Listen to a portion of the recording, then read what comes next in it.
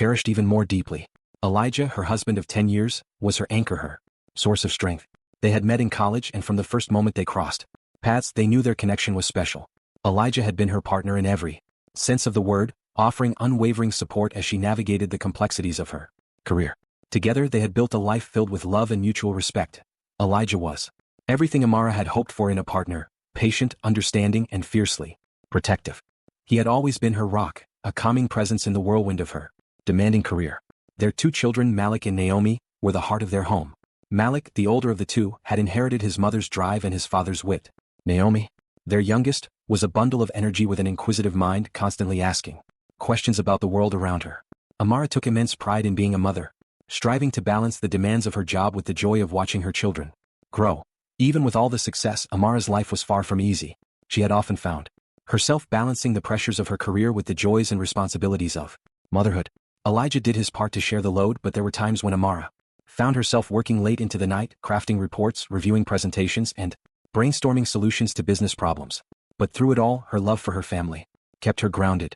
She knew her children looked up to her as a role model, and she was determined to show them what was possible through hard work, resilience, and unwavering determination. But despite all her accomplishments, there were times when Amara felt the weight of being a black woman in a predominantly white corporate world. She had encountered her share of challenges, microaggressions, bias, and moments where she had to work twice as hard to prove herself. There was an underlying pressure she constantly felt to be flawless in a way that her white counterparts were not. But Amara had learned to rise above it, using every obstacle as fuel to push herself further. She had earned the respect of her colleagues, had earned her place in the corporate world, but her journey had never been easy. Every step of the way she had to prove herself over and over, as though the odds were stacked against her simply because of the color of her skin. Yet, none of these challenges had dampened her resolve. For Amara, every hurdle was a chance to show that she belonged. She had every right to be where she was, and she would not let anyone make her feel otherwise. But little did she know, everything was about to change. It was a Thursday evening, the kind where the weight of a long workday settled into Amara's bones, and the glow of office lights had already begun to dim. She had stayed late again, tweaking reports, checking emails, and ensuring the next day's meeting would go smoothly. She walked out of the tech firm's sleek glass doors. The city's energy felt different, distant, like a world that was just beyond her reach. The office buildings that usually hummed with life were now silent, their windows reflecting the last traces of the sunset. Amara pulled her coat tighter around her, the cool breeze cutting through the stillness of the evening. The parking garage where she had parked her car seemed almost empty. The overhead lights flickered faintly as Amara made her way down the narrow aisle toward her car. The clatter of her heels echoed off the concrete walls as she moved, each step bringing her closer to the quiet comfort of her vehicle. There was no one around, just the occasional rustle of wind outside the structure, which only heightened the sense of solitude she felt. The garage had always been a safe haven, the place where her day ended and her journey home began. She had walked this same path countless times before, but tonight felt different. There was an unsettling stillness in the air, as if something was waiting, something that hadn't been there before. She shook the thought away, chalking it up to exhaustion and the late hour. She was nearly at her car when she noticed the sound of footsteps behind her. Her pulse quickened, and she instinctively glanced over her shoulder, her breath catching when she saw the 2 officers. They were standing a few feet away, their uniforms dark against the dim lighting of the garage. One of them, a tall officer with a rigid stance, was watching her intently. The other, shorter and more stocky, stood slightly behind him, both hands resting on his belt. The tension in the air was palpable, and Amara's gut twisted with an immediate sense of unease. Something wasn't right. Before she could react, the taller officer spoke, his voice cold and authoritative. "Are you Amara Davis?" he asked, his words carrying an edge she couldn't quite place. Amara froze, her mind scrambling to make sense of the situation. She had never seen these officers before, nor had she been aware of any reason they would be looking for her. Her heart began to race, the questions swirling in her mind. Why would they be asking for me? What is this about? Yes, she replied cautiously, her voice steady despite the growing uncertainty. "I'm Amara Davis. Can I help you?" The taller officer didn't respond immediately. Instead, he glanced at his partner, who remained silent, his eyes fixed on Amara as if waiting for something to happen. The tall officer cleared his throat, his gaze narrowing. "We're investigating a possible suspect in the area. You fit the description," he said, his tone matter-of-fact. The words hung in the air like a heavy weight. Amara's confusion deepened. Fit the description? The word seemed out of place, almost surreal. She couldn't fathom what he meant. What description? She wondered, her mind racing through 1,000 possibilities. But before she could ask for clarification, the officer continued. "You'll need to come with us," he said flatly, his hand reaching for his radio. The command in his voice was unmistakable, and there was no room for negotiation. "We're taking you in for questioning." A sharp chill ran through Amara. "Wait, what is this about?" she asked, her voice rising with a mix of frustration and growing anxiety. "I haven't done anything wrong. I'm just trying to get home." The officer's expression remained stoic. The stocky officer took a step closer, his presence making Amara feel cornered. She instinctively took a step back, her mind racing to process the situation. This didn't feel right. None of it made sense. She had done nothing wrong. There was no reason for this. "I need to know why I'm being detained," Amara said, her voice trembling slightly, despite her best efforts to remain calm. The panic was starting. Have you ever felt the overwhelming weight of fear grip you, even when you know you've done nothing wrong? It's a feeling that Amara Davis knew all too well as she stood in the dimly lit parking garage that night, her heart racing with confusion and dread. She had just wrapped up another long day at work, leaving her office behind as she made her way to her car. The rhythmic sound of her footsteps echoed through the empty space, but in an instant, everything changed. Without warning, 2 police officers appeared before her, their cold expressions unreadable, their presence unnerving. Before she could even process the situation, one of them ordered her to step aside. The words, "You fit the description," echoed in her ears as she tried to make sense of what was happening. How could this be happening? She was just a woman leaving work, not a criminal. As the officers took action, the crushing weight of racial profiling became all too real for Amara. She wasn't just being detained, she was being judged based on something beyond her control. The color of her skin. Her voice shook as she protested, but her words fell on deaf ears. This wasn't just an unfortunate encounter, it was a stark reminder of the prejudice embedded in the systems meant to protect and serve. In that moment, Amara realized that the justice she had always believed in was something she could never take for granted. For her, this was not just an isolated incident, it was a chilling reminder of the daily battle Black people face against the system designed to doubt their innocence.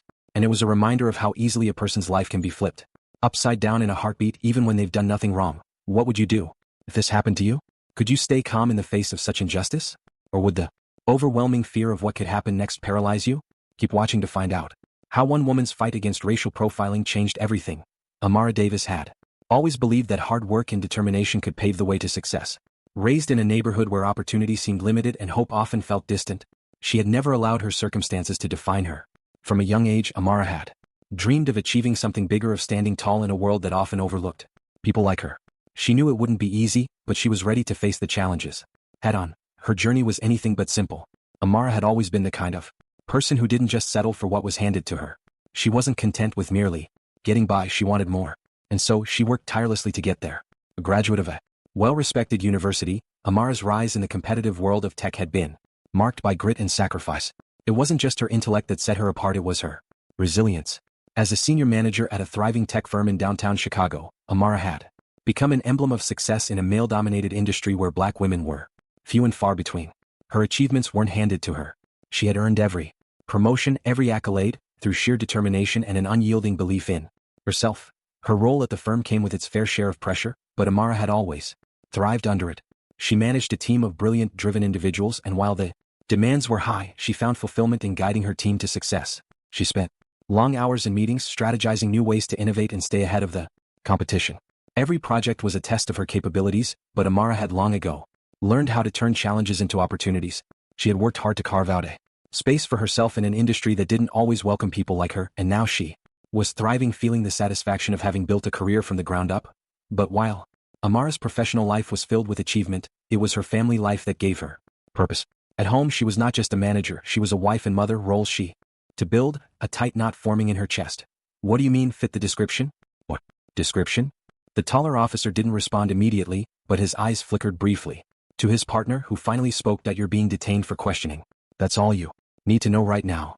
His words were sharp, leaving no room for further discussion. Amara's heart was hammering in her chest, the fear now making its presence known. She had been in situations that required composure, meetings, presentations, even high-stakes negotiations, but this felt different. This wasn't a business deal or a professional challenge.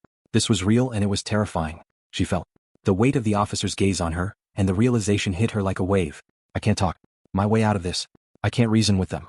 I'm powerless." The tall officer gestured for her to move toward the stairs, and instinctively, Amara stepped back, her mind scrambling for an explanation, for a way out. The sense of injustice was overwhelming. She had worked so hard for everything she had. She had earned her place in the world. And yet here she was, being treated like a criminal. She wasn't the one who had done anything wrong, yet she felt as if she had no control over the situation. Amara's mind raced through countless scenarios. She could protest, she could scream, but none of that would change the reality of the moment. Her body trembled as the officer's presence loomed over her, each movement making her feel more isolated, more vulnerable.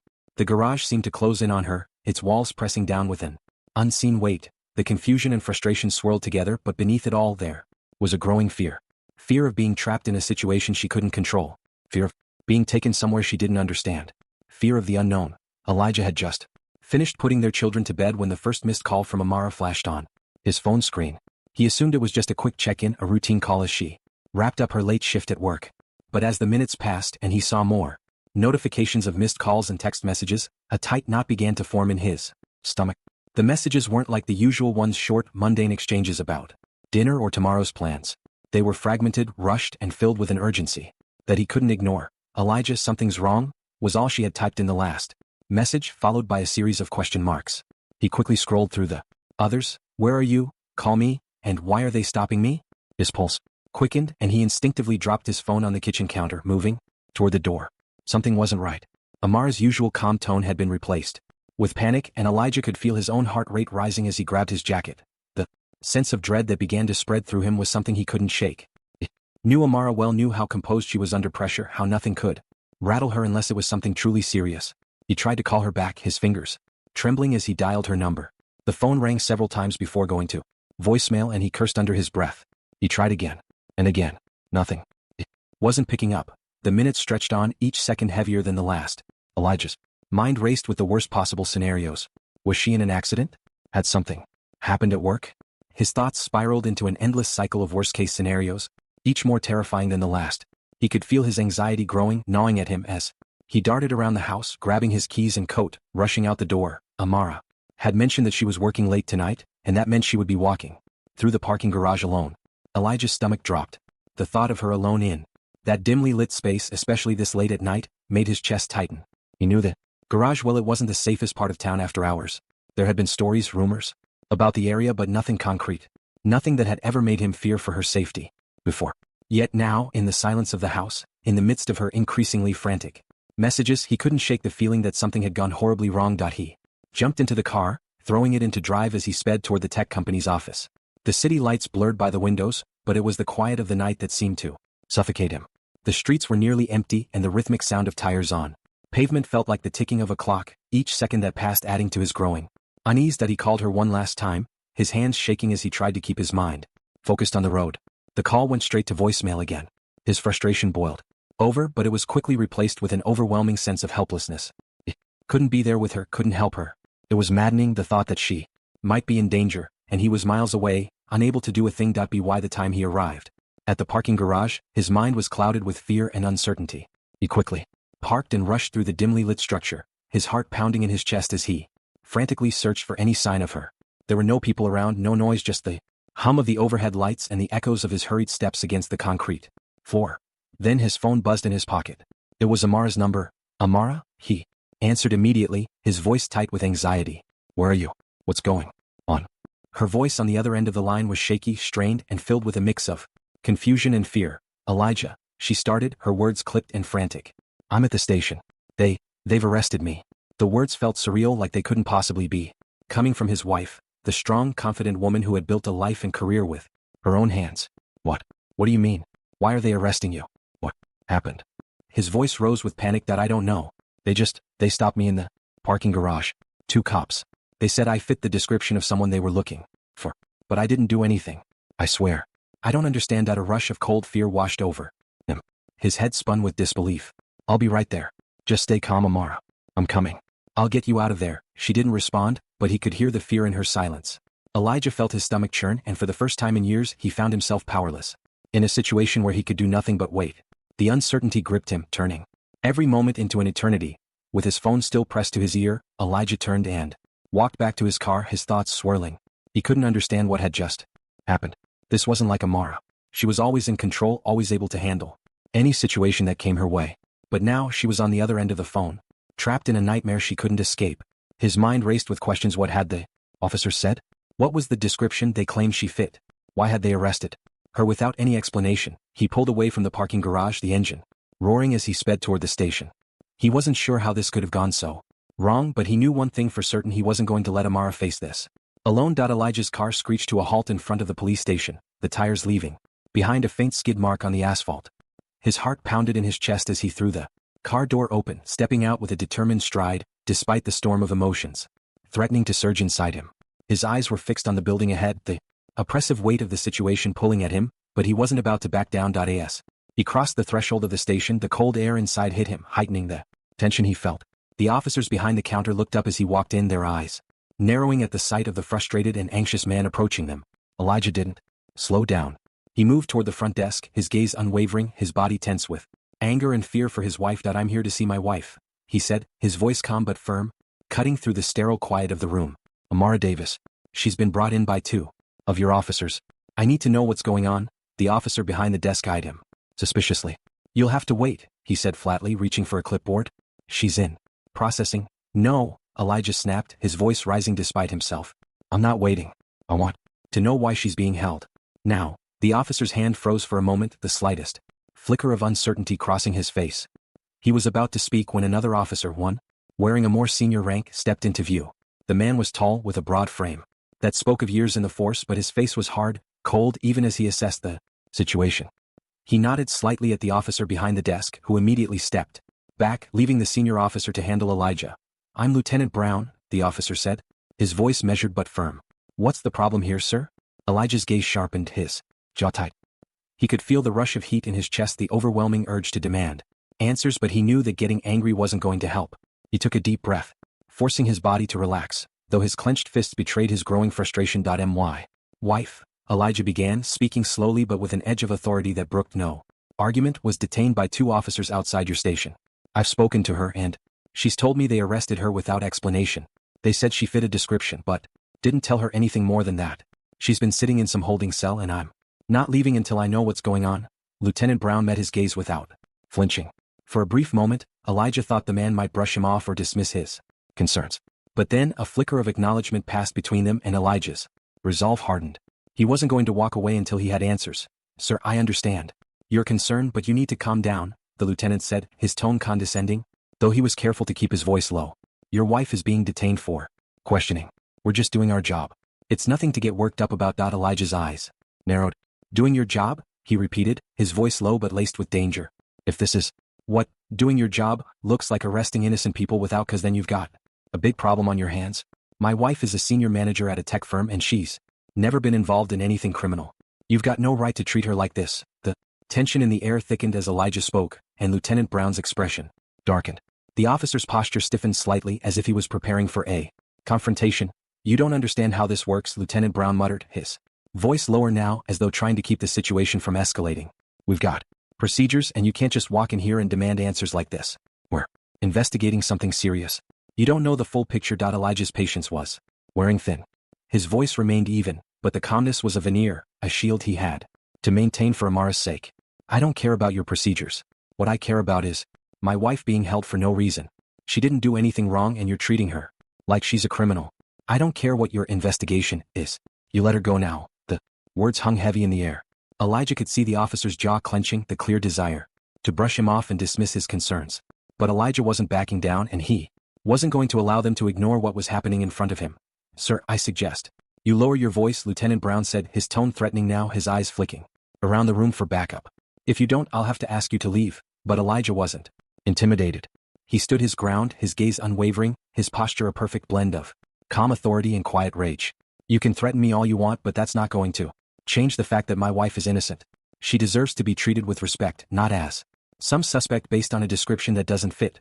The lieutenant took a step back, assessing Elijah with a hint of hesitation, as though trying to gauge how far he could push this before things got out of hand. "You don't know the whole story," the officer said, his voice lowering again. "But I'll tell you what, I'll have her released. But understand there are procedures and you need to trust the process." "Trust the process?" Elijah echoed, a bitter edge to his voice. "The process doesn't include holding innocent people in a holding cell and treating them like criminals. I'm not trusting anything until my wife is safe and out of here." Lieutenant Brown held his gaze for a long moment, and then, with a subtle nod, he gestured for one of the other officers to head back toward the holding area. Elijah's fists unclenched slightly, but his resolve didn't waver. As the officer disappeared down the corridor, Elijah stood there, his breath steady, his chest tight. He wasn't going to let this go. Not now, not ever. He would fight for Amara's dignity, for her freedom, and for the justice she deserved. The tension in the police station hung thick in the air as Elijah stood near the front desk, his eyes never leaving the officers who were now becoming visibly uncomfortable with the growing pressure. Moments felt like hours, and every second that passed without any sign of movement made Elijah's heart pound harder in his chest. His gaze flickered to the hallway leading toward the holding cells, willing someone to emerge and confirm that Amara would be released. Then the sound of footsteps echoed down the corridor. They were slow, deliberate, and heavy, signaling the arrival of someone with authority. Elijah didn't need to turn around to know that the supervisor was here. The officers had grown quieter, their unease palpable as they exchanged brief glances. A tall man in his mid-40s appeared at the doorway dressed in a sharply pressed uniform with the distinctive insignia of a supervisor. He carried himself with an air of confidence, but there was something in his expression, something about the way his eyes shifted to meet Elijah's that showed he knew exactly how dangerous this situation could become for the department. "I'm Supervisor Harris," the man announced, his voice steady but with a hint of weariness. He eyed the room before. His gaze locked with Elijah's. "What seems to be the issue here?" Elijah's lips tightened as he fought the urge to snap at the officer. But he maintained his composure, his tone clipped but controlled. "My wife has been detained for no reason. She's been treated like a criminal, arrested without cause, and I'm not leaving here until I know why." Supervisor Harris nodded, seemingly unfazed by Elijah's words. He motioned to the officers nearby, his gaze sharp. "What's going on?" "I need a full report." Asked the officers hesitated, their previous confidence now faltering under the weight of Harris's scrutiny. They began to mutter amongst themselves, giving fragmented accounts of the events. It was clear they had no solid justification for detaining Amara. They mentioned a vague description, one that didn't match her appearance in the slightest, and referred to procedural steps they were following. The explanation felt flimsy at best, and the growing tension in the room made it clear that the supervisor wasn't buying it. "Supervisor." Harris turned to face the officers with a glare that would have made most men shrink. "But you've made a mistake. And it's not just a small one." He shifted his attention back to Elijah, his tone changing to one of diplomacy. "We'll release your wife immediately. I'll personally ensure that this doesn't escalate any further." Elijah stood there for a moment, his heart still racing. The words release were a relief, but the damage done couldn't be undone so easily. His eyes flicked toward the hallway once again, impatience creeping in as he waited for the confirmation that Amara would be freed. Supervisor Harris addressed the officers again, this time with a sharper edge to his voice. "You'll report this. I'll be handling the fallout from this incident. There will be consequences.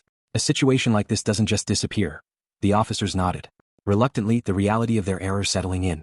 As they began to move to rectify the situation, a sense of calm seemed to ripple through the room, but it wasn't quite enough to fully dispel the heaviness of what had transpired. A few minutes later, Amara emerged from the back hallway, her face a mix of relief and exhaustion. Elijah's breath caught in his throat at the sight of her, but before he could take a step forward, she was already moving toward him. Without a word, they met in the center of the room, their arms wrapping around each other in a tight embrace. In that moment, everything outside of them, every angry word, every injustice that had been done to her faded away. It was just the two of them, clinging to each other in silent understanding. Their bond had only strengthened through this ordeal. "I'm so sorry," Elijah whispered, his voice breaking with emotion. "I'll never let this happen again." Amara, eyes glistening with unshed tears, shook her head slightly. "It's not your fault. You're here, and that's all that matters." For a brief moment, nothing else existed but their connection. The weight of everything they had just gone through hung in the air, but it wasn't as heavy now. Together, they had withstood the storm. The weeks following Amara's wrongful detention passed in a haze of emotions and mounting pressure. What had started as a personal ordeal quickly escalated into a highly publicized issue, drawing attention from every corner of the city. News outlets, social media platforms, and public forums began to buzz with outrage over the way Amara had been treated. The story spread like wildfire, fueled by the raw injustice of a woman who had been detained for no other reason than the color of her skin. It wasn't long before the media caught wind of the story. First came the local news outlets, which reported the facts with minimal commentary. But as the days passed and the voices of anger grew louder, coverage expanded to national networks. The video footage capturing Amara's tear-filled face as she was led away in handcuffs became a powerful symbol of racial profiling. It was difficult to watch, and for many, it was impossible to ignore. Amara and Elijah's lives were suddenly thrust into the spotlight. The weight of it all was overwhelming, but they were resolute in their determination to see justice done. Elijah especially took on the responsibility of being their voice in the public arena. He knew the truth, and he wasn't going to let the police department sweep the incident under the rug. He began by posting a detailed account of what had happened on his own social media. His post was raw, honest, and filled with emotion, expressing not only his anger over the mistreatment of his wife but also his determination to fight back. Elijah's post went viral within hours, with thousands of people sharing it and offering their support. The post sparked a movement, hashtags like Hashtag justice for Amara and hashtag end racial profiling began trending, and a wave of solidarity flooded social media. Elijah's voice became a rallying cry for others who had been wronged, for those who had suffered similar injustices. His campaign wasn't just about Amara anymore, it was about standing up to a broken system that perpetuated racial discrimination. He shared more of their story, documenting their journey from Amara's wrongful detention to the public outcry that followed. He spoke not only of the pain and the trauma but also of the strength they had found in each other. The media attention grew exponentially. Journalists reached out to Elijah for interviews, asking for his take on the incident and its broader implications. He used every platform available to him to amplify the call for accountability.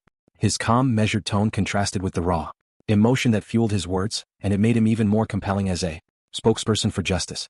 He was no longer just a husband protecting his wife. He had become a symbol of resistance, a man unafraid to confront the very systems that had harmed them. As the days turned into weeks, the pressure on the officers who had detained Amara reached a boiling point. The public was unforgiving. There was no denying the injustice that had occurred, and the officers knew it. Their faces appeared on the evening news, and with every interview the cracks in their defense began to widen. The fact that they had acted without cause was indisputable, and their attempts to justify their actions were met with scorn. The reputation of the police department was in freefall, and every public statement from the officers only seemed to make matters worse. Elijah's campaign was working. The power of social media and public outrage had ignited a spark of change, and the momentum showed no signs of slowing down. Days after the incident, petitions calling for the officers' termination and an investigation into their conduct began circulating, gaining thousands of signatures in mere hours. People from all walks of life, regardless of race, background, or location, joined in the fight for justice. Elijah's message had reached the hearts of many, and now the officers were facing the very consequences they had long evaded. Behind the scenes, the police department scrambled to contain the fallout. Internal investigations were launched, but the public wasn't satisfied with words. They wanted action. The officers involved in the incident were placed on administrative leave, but the demand for their dismissal continued to grow louder. The pressure mounted, and soon the police union found itself forced to issue a public apology, though many saw it as an attempt to salvage their reputation rather than an expression of genuine remorse. Amara, in the meantime, was not content to sit idly by. With Elijah's support, she began to speak out publicly as well. She took part in interviews, sharing her side of the story and explaining the emotional toll the incident had taken on her and their family. Her strength and resolve were palpable, and the more she spoke, the more people rallied behind her. The couple's fight for justice wasn't just about making noise, it was about making sure that what had happened to Amara would not be forgotten, that those responsible would be held accountable. It wasn't just about their own experience, it was about every person who had ever been racially profiled, every person who had ever been unjustly targeted. Elijah's campaign had evolved from a personal mission into a movement, and Amara's story became a catalyst for change. As the officers faced growing scrutiny, their careers were placed in jeopardy. The possibility of criminal charges was raised, and the public's demand for justice grew insistent. It became clear that this incident had struck a nerve, and the police department could no longer sweep it under the rug. The question was no longer whether Amara's rights had been violated, but how the system would respond. Elijah and Amara had ignited a fire, and they weren't about to let it burn out. Their voices, loud and unwavering, were now part of a larger conversation, a conversation that was impossible to ignore. The fight for justice, however long and difficult, had only just begun. In the aftermath of the public outcry, Amara and Elijah found themselves forever changed. Their lives, once marked by the routine of work and family, had been upended by a single, unjust act. But through that disruption they also discovered something profoundly powerful: the strength that comes from speaking out. Elijah's decision to take their personal pain and turn it into a public call for justice had sparked a movement far greater than they could have ever imagined. What began as an individual fight for Amara's rights grew into a collective demand for systemic change. People who had once been silent in the face of similar injustices found their voices through the couple's courage. By refusing to remain quiet, Elijah had not only brought attention to Amara's wrongful treatment but had also illuminated the larger issues of racial profiling and inequality that plagued their community. As the media spotlight faded and the headlines began to shift to news stories, Amara and Elijah took time to reflect on their journey. Amara, once filled with fear and uncertainty, now found herself standing tall, her strength not just in her ability to endure, but in her willingness to challenge what was wrong. Elijah, too, grew in ways he hadn't anticipated. The depth of his love for Amara and his commitment to their family had always been clear, but seeing him stand unflinchingly in the face of adversity deepened the trust and bond between them. Together they had fought for justice, and in doing so discovered a more profound sense of unity. While the road ahead remained uncertain and the fight for systemic change far from over, Amara and Elijah understood the importance of what they had done. They had shown that change is born from speaking out, from standing firm in the face of injustice. And while the battle continued, they took solace in the knowledge that their actions had made a tangible difference, one voice at a time. Their journey was just beginning, but they faced it with renewed strength, knowing that the power to create change rested in their hands. Together they had proved that even in the darkest moments, standing up for what is right could shine a light that others would follow.